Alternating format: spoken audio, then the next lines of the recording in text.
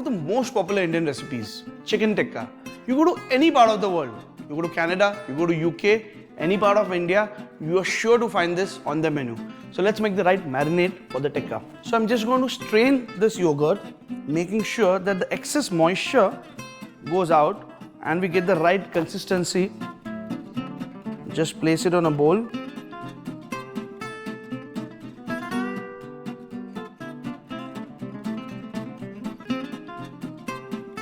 Squeeze this excess moisture out. So let's get the yogurt in a bowl now.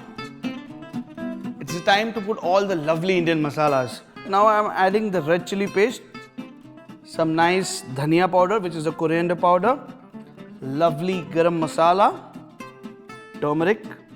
I'm also adding a bit of sugar to this.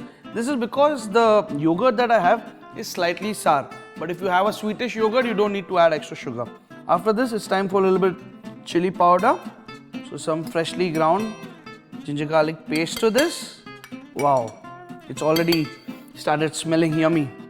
And then salt. The last thing here, mustard paste and then some plain oil that gives me the right flavor.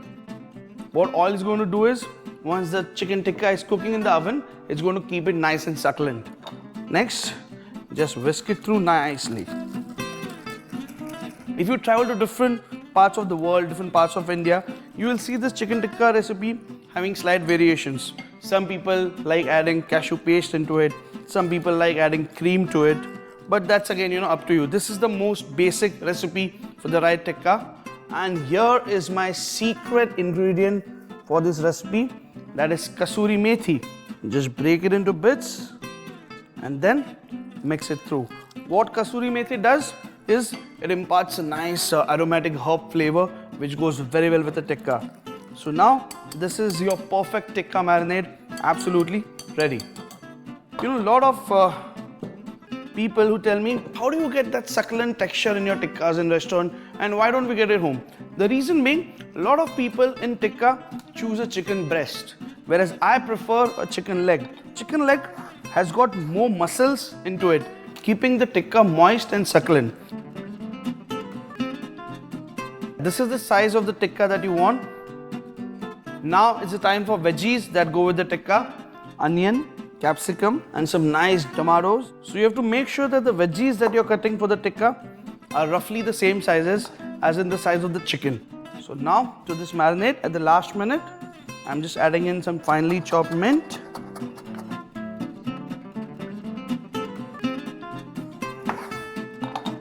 And some lemon juice in this.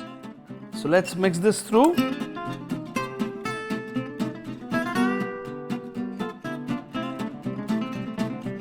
Next, all this chicken goes into my marinade. Wow. And let's just churn it through.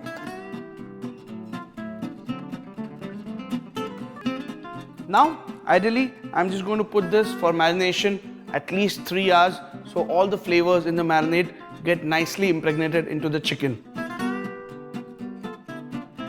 So here I come. The marinade and the chicken has been sitting now for 3 hours. I am ready for the show now. So I've got some nice satay skewers here, which are basically bamboo sticks. If you have the typical steel rods as well that we use for kebabs and tikka, that is good enough. What's next?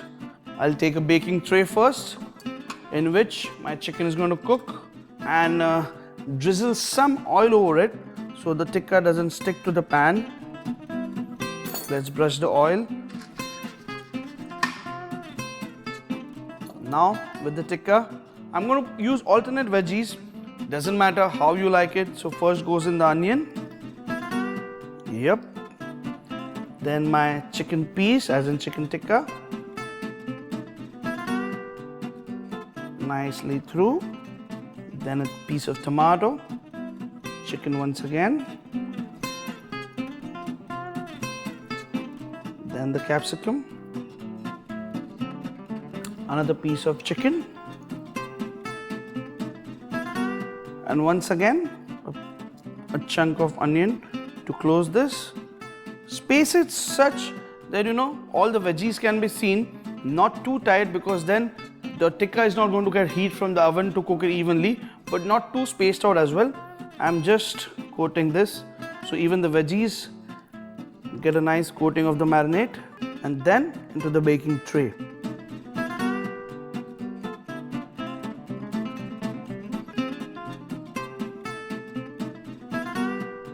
So all my chicken tikkas are now ready, all on skewers, nicely marinated, nicely coated. Now chicken tikkas normally are baked in tandoor. So if you have an oven, set the temperature setting to the highest possible. If it's 260, 270, 280 degrees, that's nothing like it, but nothing less than 200 degrees for first 12 minutes on one side, and then we'll flip them over on the other side. So for now, in my preheated oven at around 260 degrees, let me put this for baking. Wow, look at that. Absolutely yummy they look. And now, steaming hot tikkas. You can actually serve it with the skewer, or if you want, you can take the skewer off as well. So let's take this off with some nice sprig of coriander and a nice grape juice reduction. Succulent, soft, homemade chicken tikka.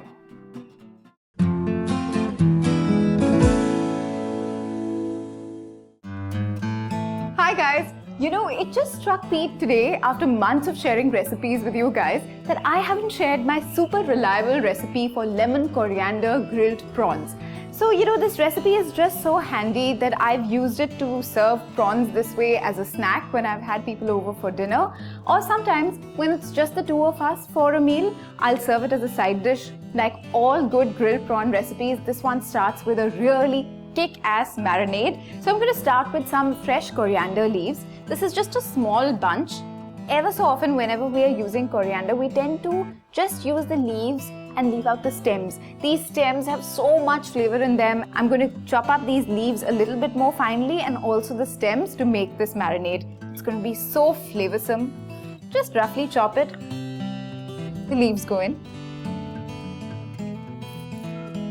Just gather that up. The next ingredient is lemon. I'm going to use the lemon zest as well. You know, this is all about extracting maximum flavors from the ingredients that you're using. Okay, I don't think this zester of mine is working. I'm just going to quickly dash to the kitchen and just change my zester.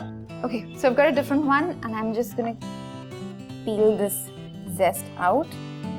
In life, always have a backup or a plan B or whatever you want to call it. Okay, look at that beautiful zest. I've got all of that into this mixer. Now I'm going to get the juice of the lemon as well. 3 to 4 cloves of garlic that have been minced. And about an inch of freshly grated ginger. Chili flakes, 1/4 teaspoon. Sea salt, fresh pepper, that should be good. Now, because I've added so much coriander, I want to just counter that flavor slightly. I'm going to add about a teaspoon of dried parsley leaves. You can use fresh parsley as well, but then use 2 teaspoons of that. About a tablespoon of olive oil. Okay, so now it's time to just blitz all of this together.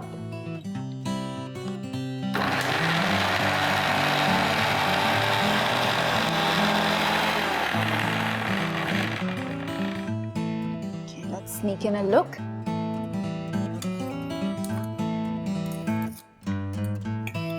You're not going to get them completely liquidized, but you want them nicely chopped up at least.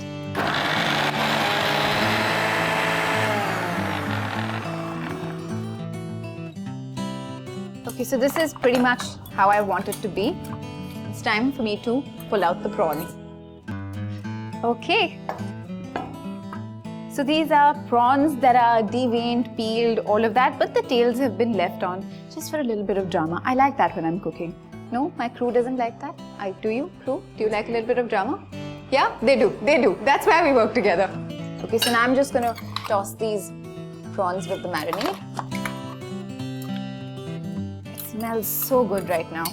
And, you know, as the rule is with any kind of marination that you do, the longer you leave it in the refrigerator marinating, the better the flavors will be. But I would say that you should give this at least 30 minutes, completely covered. 30 minutes for marination time. If you've left it overnight, it's going to taste awesome when you cook it. but give it at least 30 minutes. And my old friend, cling film is back. Okay, done. And I'm going to just pop this in the refrigerator for about 30 minutes, after which we're just going to grill this off. Okay, so in 30 minutes now, we're ready to grill these prawns, but not before we put them on these skewer sticks. Clean hands, that's when you start going with this.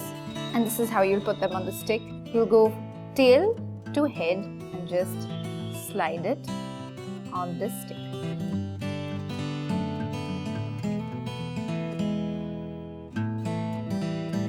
Okay, so now we're ready to grill these. I'm just going to brush my grilling pan with a little bit of oil and then get it to a searing heat and then just grill these off. Off we go now.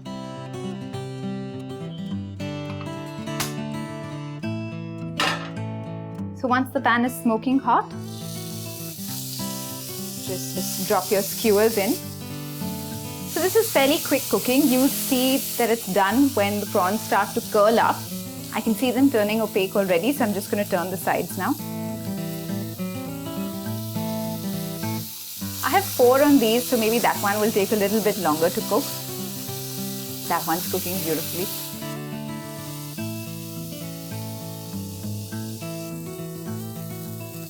Off you go, baby. But that skewer's always touching the pan. So I'm going to use my fork to hold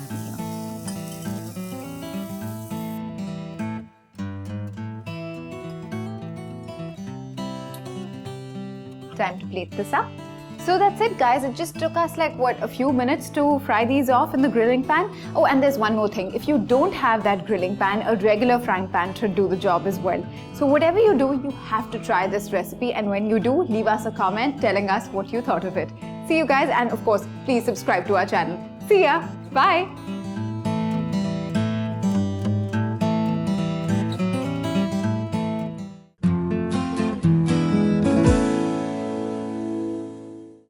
Welcome to today's special with Shantanu.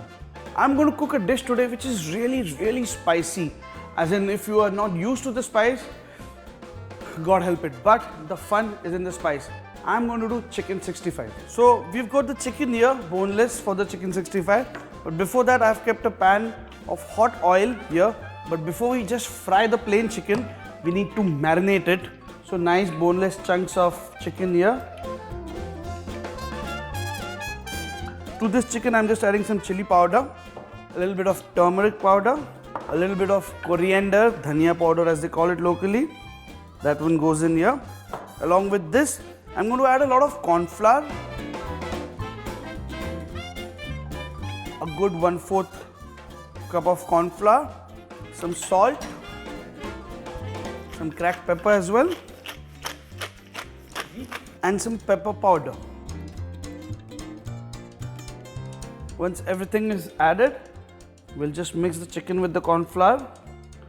And for a nice binding to this chicken, I'm adding in an egg. So 1 egg, or probably just half an egg will do as well. And now let's mix this thoroughly. And once the chicken is totally covered with this corn flour, egg and the spice mixture, I'm going to deep fry it in hot oil. So let's fry this now. And just you have to make sure that the chicken are fairly similar or same size. They have to be fried till they're nice, crispy and golden brown from the outside. So let it fry here. Once the chicken is cooked and crispy here, yeah, it's nice and crispy, we'll drain this off. And let's take a tossing pan here. Once again, a lot of oil into this. The oil seems to be fairly hot now. So let me add some cumin to this. A lot of curry leaves in. And that's the flavor. Chili paste. As I said, it's got a lot of chilies. Along with the chili paste, I'm going to add in some peppercorns as well. You can crush them if you want it still spicier. And let's saute this. Chili garlic sauce. So a lot of that in. I'm going to saute everything together. Once this is done, I'm just taking a red capsicum and a green. Let's cut this into dices. All goes in here. Let it cook for a while. Just to take the very crunchy texture off, we just drop in all the chicken inside. Some salt. And let's toss it all together.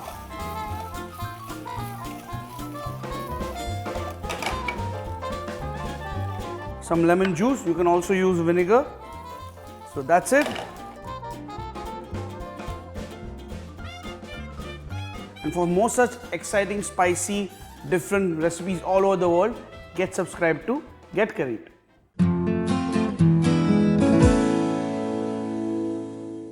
Chicken olivettes. Sounds fancy, isn't it? But actually, it's very simple to make. One of those recipes which you can always do when you have to impress your guests in a quick way. So I've got a chicken breast here. I'm going to slice this to make chicken equally thick. My chicken breast is even from all sides. Now I'm going to take out fingers out of this. So just trim the bottom slightly and then equal strips. Slightly flatten them with my multi-purpose cleaver. I just take all the chicken here. I'm going to take an egg, drop it in chicken, some salt, some chili peppers, a bit of the thyme, a pinch of oregano, mustard, my favorite smoky barbecue sauce, one of my favorites. I'm going to add a bit of corn flour to this, a bit more of the salt once again, some cracked pepper. If you have Worcestershire sauce, you can always add that. Just mix it all through nicely. That's it. Nice amount of breadcrumbs here. A little bit of oregano in that. A little bit of chili flakes, all in that. And a little bit of black sesame. I'm going to add a bit of paprika as well. Here it goes. This paprika is not very spicy, not very pungent. It's more color. Yeah, lovely. So my crumb mixture is now ready. So I'm taking this.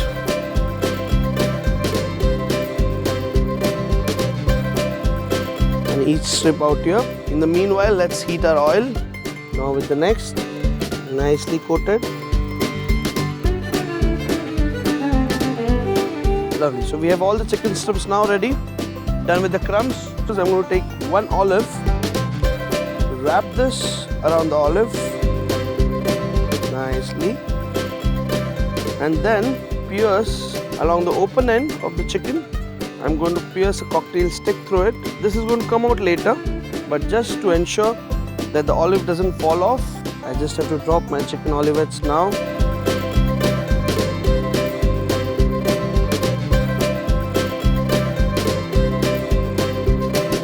So nice, they're going to fry till they get nice and crispy. Lovely. In the meanwhile, I'm going to make a nice tangy spicy sauce for it. So that's my pan. A little bit of butter, a little bit of the thyme, a little bit of the garlic,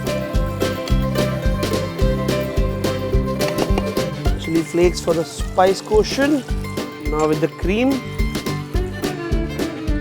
that's nice creamy tangy sauce to go along with my chicken olivettes. The olivettes are ready. This is ready as well, so this goes off. Lovely, look at them. To this, for the tang, I'm going to add a bit of lemon juice, tomato, and why am I adding it now? Because it's cream, so if I'm going to cook with this, the sauce might split. So off the heat goes in my tomato and the cream. So I'm just going to strain the sauce now.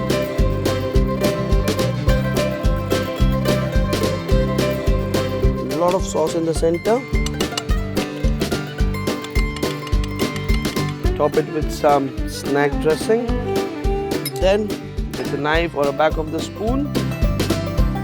So a lovely sauce in the center. Ready to serve my olivettes along with it. I'm going to take my cocktail stick off and place them all around. That's about it. Nice, crispy chicken olivettes. Look fancy, easy to make. Superb as a starter. Superb if you have got guests coming in. Any time of the day, chicken olivettes.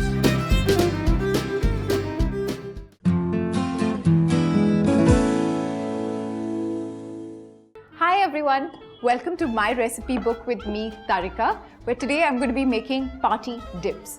So, I'm pretty sure that you've been in situations where you've called people over and you've cooked a really awesome meal for them, but then you're just too exhausted to even think of what to serve for snacks. So, which is why I'm going to show you two really easy and flavor-packed dips that you can make, probably ahead of time even, and plenty of options on how to serve them up. So, let's get started with the first one. It's a Thai-style peanut dip. So obviously for a peanut dip, the first thing you need is peanut butter. And I'm not going to judge you on what kind of peanut butter you're going to use. If you have homemade, organic peanut butter, use that. But if you are using store-bought peanut butter, that's fine too. If you want to know how to make homemade peanut butter or maybe even almond butter, leave me a comment and I'll probably make that recipe for you. We're not heating anything right now. We're just getting this peanut butter in. And now I'm just going to grate some garlic. There's about 2 small cloves of garlic. And now I'm going to add some fresh lemon juice. If you have a lime, that's even better. I couldn't find lime, so I'm using lemon instead. But lime will go very well with Thai style anything. So in Thai cuisine, you're always balancing flavors between sweet, salty, spicy and sour. And now for the salty element, I'm using soy sauce. For the sweet bit, I'm using just about a teaspoon of brown sugar. Now, of course, as a substitute, you can always use white sugar. And now, if you've been watching my recipe book for a while, you will know that my favorite part is always adding the spicy element. So I'm adding a little over a quarter of a teaspoon of paprika. But if you can't handle too much heat in your food, go with lesser. That's the thing about this dip. You're just adjusting the flavors to whatever you like. So that's in. And now I'm going to get some coconut milk. So I'm going to start with an equal amount of coconut milk as the peanut butter. So that's 1/3 of a cup. But usually I increase that amount, but we'll see how it goes. Okay, so now I'm just going to get this onto a gentle simmer for it to cook slightly. And I'm putting this on very low heat just because I want the flavors to meld together. And then I'm going to let it cool. So there it goes. Okay, so we're already liking the way this smells around here. So I'm just going to quickly give it a taste. Because this is me, and I can always handle things a little bit more spicy, I'm going to make it slightly more spicy and add just about a teaspoon more of coconut milk. Okay, so that's it. I'm just going to take this off the heat. So, if you're making this in the morning and then heading to work, you can just wrap it with some cling film and leave it in the refrigerator. I, however, if you have been watching my recipe book, will not be using cling film. Well, not unless I really have to. Or you know why. Okay, so dip number 2 is one that I'm going to make with some Greek yogurt. So now, don't get alarmed. This is not something fancy that I bought at a really expensive supermarket. It's actually something that I've been making all my life, and I'm pretty sure you've been making it as well. This is actually hung curd. You let the water or the whey drain out from this yogurt for about an hour or so, or maybe a little bit longer, but not longer than that. Otherwise, you're going to end up with labne. And that, my dear, is what Greek yogurt is. So I've got about 400 grams of yogurt that I started out with. I've drained it, and what I'm left with is about 1 cup of Greek yogurt. So I'm just going to chop up this coriander finely because it's going to end up in the Greek yogurt. And when you're eating this dip, you don't want any big pieces of the leaves coming into your mouth. That seems to be done. Okay, so I'm just going to gather that up and put this in the bowl with my Greek yogurt. So I'm not going to add too much lemon juice, just about 1.5 teaspoons because I'm going to add something else later which is also going to give it a little bit of tang. You'll see what it is. I'm just grating 2 cloves of garlic. I'm just going to stir that in right now. So can you see just how thick and creamy this is? This is what Greek yogurt or hung curd or hung yogurt does to a dip. Okay, so now we just want to liven up these flavors a bit. So I'm going to add all the spices. Paprika, about 1/4 of a teaspoon, some salt, a tiny pinch of coriander powder. Now for some pepper. And so now for the secret ingredient, I just like to add a very tiny amount of some English mustard. It just, adds that zing to this dip. Just stir that in. Okay. So now I'm just going to give it a taste, and this is what you must always do with these dips. I think it's fine the way it is. So I'm just going to put it in this bowl before I can garnish it. Just look at that beautiful texture that only a Greek yogurt could give you. It almost looks like ice cream, right? Like a soft serve ice cream. No? You don't think so? Maybe I just want ice cream right now. Maybe that's what I'll do once we're done shooting. So at the beginning of the video, I promised you plenty of options to serve these dips with, and that's exactly what I've got for you. So one is that you can always expect is some potato chips. So I've got that in a bowl. And now for a healthier option, I've got some sliced carrots. These are just peeled. And now for the next thing that you can serve up is some cucumbers. So I've sliced these cucumbers, and what I've done is also that I've just scooped out the seeds. Now this is a pro tip that I'm giving you. If you're doing this ahead of time, if you're making this in the morning and you need to serve it up in the evening, this is what's really important, because the seeds, if you leave the seeds in, that's what's going to make the cucumbers really watery and soppy if you leave them in a box. So you want to get the seeds out, and it'll make it much easier to serve them de-seeded. We've done a slightly naughty option, not so healthy option with the chips, and I've also given you healthy options with the carrots and the cucumbers. So we have to have something in between just to balance it out, right? So I'm going to also serve these up with some crackers. Now if you're looking at me and saying, crackers are supposed to be served with cheese, and what are you doing? You don't know what you're doing. So just trust me on this. I've tried these crackers with the peanut dip and the Greek yogurt dip, and it really tastes very good. I think our platter of snacks and dips is ready for our guests this evening. Are you going to have some people over?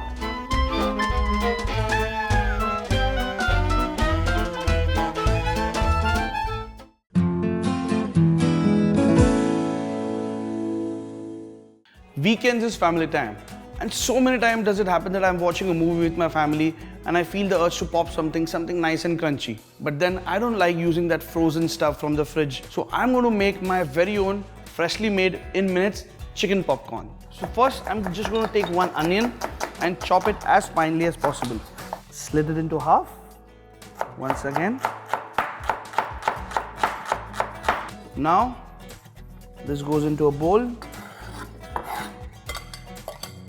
That's the first thing. Next, I've got some nice fresh chicken mince here. Next, some finely chopped garlic into this. Then it's time to add some thyme. Actually the frozen popcorns that we use doesn't necessarily have good flavor of herbs because it's quite processed. But if you're making it on your own, why not tailor make it to your choice? So just some sprigs of thyme. You can also use some rosemary, some oregano if you please. So just a little bit of herbs into this. For the spicy feel, just some chili sauce, or you can always add some fresh red chilies if you feel. For some smoky taste into my chicken popcorn, some smoky barbecue sauce, just a bit. Some salt, and then some cracked pepper. A little bit of mustard paste, not too much, just maybe a half teaspoon. And it's time to mix everything together, so that all the ingredients that we have added to this get nicely blended with the chicken. Next, what I need is an egg. Egg is what is going to give the binding to my popcorn. So maybe just one egg and a little bit of the yolk. That's it. I'm leaving half of the yolk because I don't see too much quantity of my mince. If you take larger quantities, you can add more eggs. Some brown breadcrumbs for the binding and to make the mixture more tight in texture. Now let's see what happens once again. Mix, mix, mix nicely. and I see that it has got space for some more breadcrumbs. So that's it. Halfway through, let's keep some oil for heating. So this goes on, and a pan of oil to heat up. I'm just going to make small quenelle, small balls out of it, because when you're popping, if you're calling it chicken popcorn, you really don't want large bits or to bite. It should be like a finger food that can be easily done. So let's take the chicken mince bit by bit and just roll them into roundels. This way. Still very easy, isn't it, so far?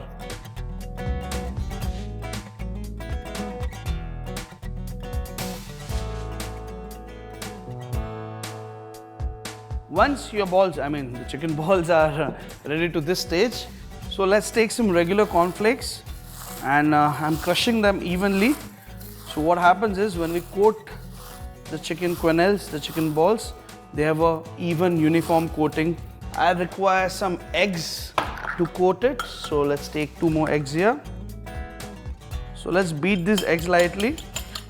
We don't need to make it fluffy or anything. Just slightly beat them so that they are mixed. Then some cracked pepper. And here I've got some all-purpose flour and I'm doing the same to this. Basically the flour and the eggs are going to coat the chicken balls, so I want them seasoned as well, And some salt. Some salt in this and some salt in this. Lovely. So I'm just going to run my fingers and to make sure that the salt is evenly mixed with the flour, and then with the egg, once again, give it a quick mix. So here I've got my chicken balls, I've got seasoned all-purpose flour, and we have got some beaten egg with salt and pepper. The fourth ingredient, my crushed cornflakes out here. So now this is a process 1, 2, 3 and 4. So the seasoned flour first. Coat them, once again giving it a slight shape. Once they get the shape, go into the egg. Now once they are here, you have to mind that your one hand is into the egg, and with the same hand, with the same fingers, pick it up, drop the excess egg and put it into the cornflakes.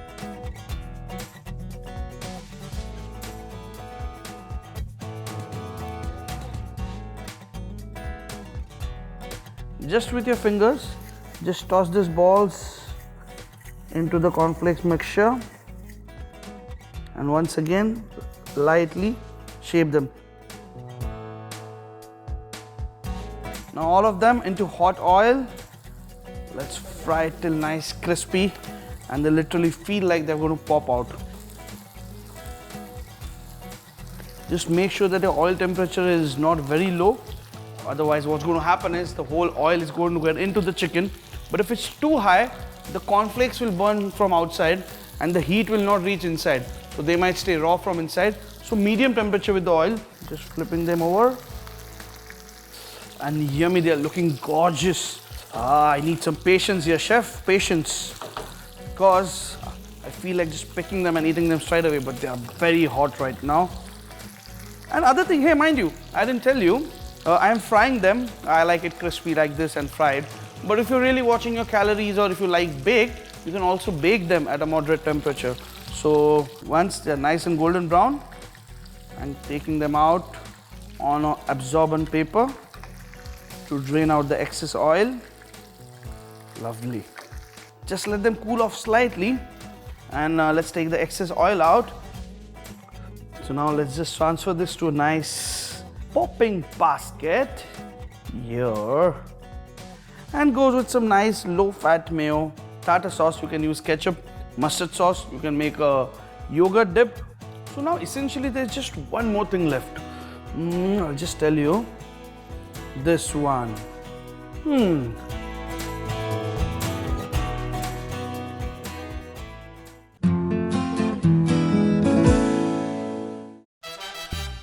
Chilli chicken. Some oil heating here, boneless chicken breast. It's very important how you slice the chicken. You're going at an angle, and chicken breast is the best piece to use for a chili chicken because it cooks very quickly. So we have got the sliced chicken now in here. Some chopped garlic. I'm going to add some salt, Adding a bit of corn flour. Just going to mix it through nicely. And we'll drop the chicken pieces one by one. You can hear the crackle with the sauce now. So we heat up the pan a little bit. But before that, I guess my chicken is almost ready. So I'm just going to take the chicken out on absorbent paper to avoid excess oil. Few green chilies. Nice dry red chilies into it. My oil is hot here. Start with some garlic, then the chilies, bell peppers. Let's toss it a bit. Chicken into this. I'm going to add some nice Chinese chili sauce to it. Water just enough. Again with a stem of celery, as finely chopped as possible. A little bit of dark soy sauce. My personal twist into this, a little bit of smoky barbecue sauce. A little bit of salt again. Some cracked pepper. We'll give it a stir. A spoonful of corn flour. Water into it to make a quick slurry out of it. A little bit sugar can always do. And here we go. Chili chicken is ready in minutes. Some spring onion. Quick stir once again. And you can see it all going dry now. So if you're looking at appetizer, this is how you should keep it. If you want it like a gravy or something to go with your rice, with your noodles, add a little bit more water. So my chili chicken is ready. So easy to make, so quick to make. Superb. Can't go really wrong with this.